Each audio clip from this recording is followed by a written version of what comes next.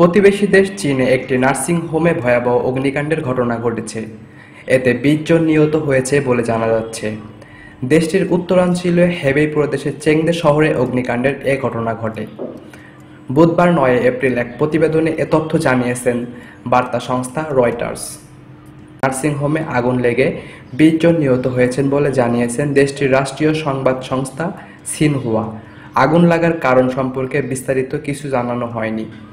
স্থানীয় কর্তৃপক্ষের বরাত দিয়ে সিনহুয়া জানিয়েছে, ৮ এপ্রিল স্থানীয় সময় রাত ৯টায় হেবেই প্রদেশের চেংদে শহরে আগুন লাগার এ ঘটনা ঘটে। নার্সিংহোমের বাকিদের আরও পর্যবেক্ষণ এবং চিকিৎসার জন্য নিকটবর্তী একটি হাসপাতালে হস্তান্তর করা হয়েছে। তবে তাদের সংখ্যা ঠিক কত তা উল্লেখ করেনি সিনহুয়া।